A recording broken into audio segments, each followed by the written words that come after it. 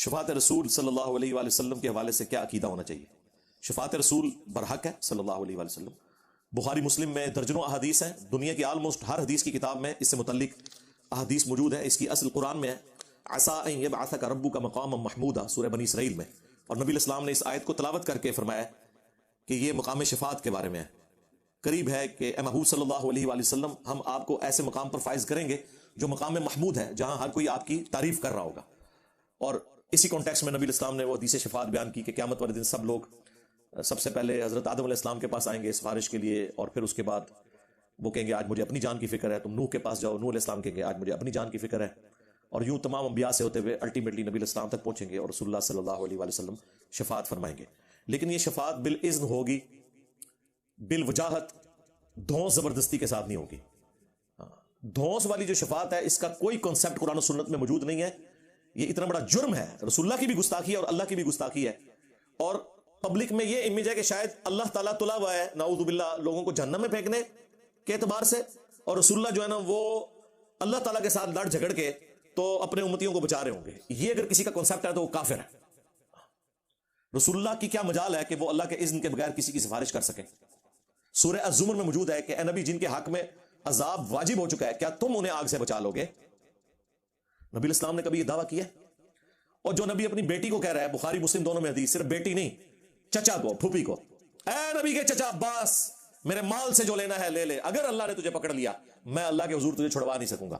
اے نبی کی پھوپھی صفیہ، میرے مال سے جو لینا ہے لے لے، اگر اللہ نے تجھے قیامت کے دن پکڑ لیا میں تجھے چھڑوا نہیں سکوں گا.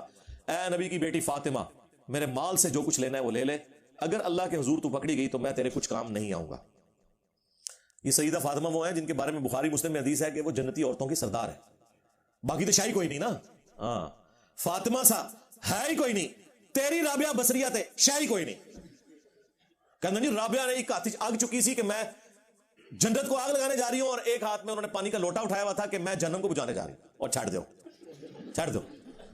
بس وہی قسمت اتنی چنگی ہے کہ اس زمانے کو انجینئر نہیں سی ہے.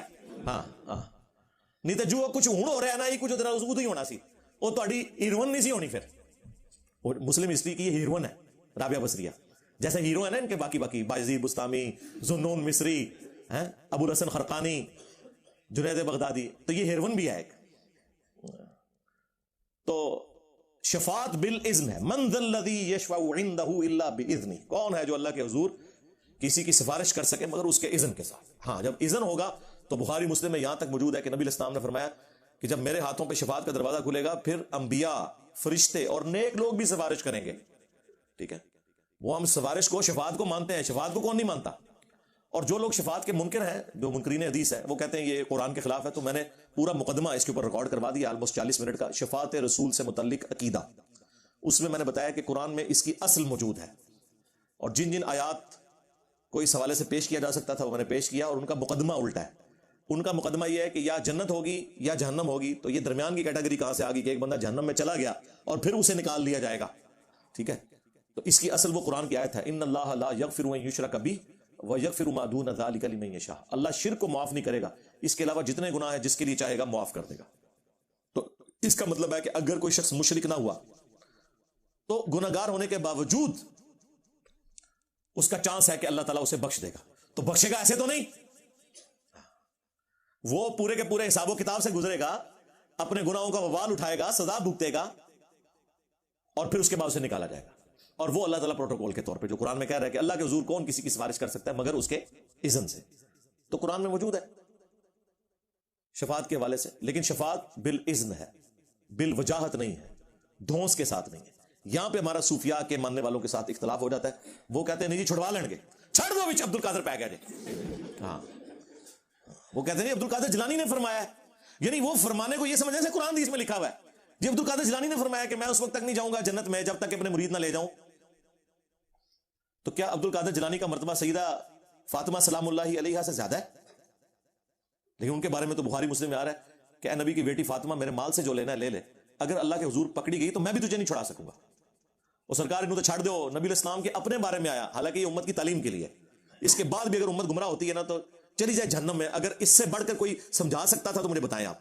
قرآن میں 3 جگہ آیا، سورۃ الانعام، سورہ یونس، سورہ الزمر. قل انی اخاف ان عصیت ربی عذاب یوم عظیم. اے نبی تم فرماؤ، یعنی حضور کو اللہ تعالیٰ کہہ رہا ہے کہ آپ خود فرما دیں اپنی امت سے کہ اگر میں بھی اپنے رب کی نافرمانی کروں نا بالفرض سمجھانے کے لیے، تو مجھے بھی ڈر ہے کہ بڑے دن کا عذاب مجھے بھی آ پکڑے گا. تسی کہڑے بابے لا کے بیٹھے ہو، تو بابے کی کھنگن بھی نہیں دینا ہوتے. اچھا دیکھیں کتنے گستاخ ہیں. دوسری طرف انبیاء کے بارے میں کہتے ہیں جی سارے نبی کہیں گے آج ہمیں اپنی فکر ہے، تم کسی اور کے پاس جاؤ. اچھا نبی کہہ رہے ہوں گے ہمیں اپنی فکر ہے، تو بابے کہہ رہے ہوں گے کہ میں وڑا گا ہی نہیں تک تم اپنے مرید نہ لے جاؤں. اس کا کیا مطلب ہے؟ یہ اپنے بابوں کو انبیاء سے بڑھ کے سمجھتے ہیں. تو اللہ کا شکر ادا کریں کہ 73 کے آئین میں آپ کو کافر نہیں قرار دیا ہم نے، ادروائز گنجائش آپ نے کوئی نہیں چھوڑی ہوئی ہے کہ آپ کو اسلام سے باہر نکالا جائے اس طرح کے عقیدے رکھتے ہوئے. جب ایک بندہ غیر نبی کو انبیاء سے بڑھا دے، اس سے بڑی کیا گستاخی کسی پیغمبر کی ہو سکتی ہے؟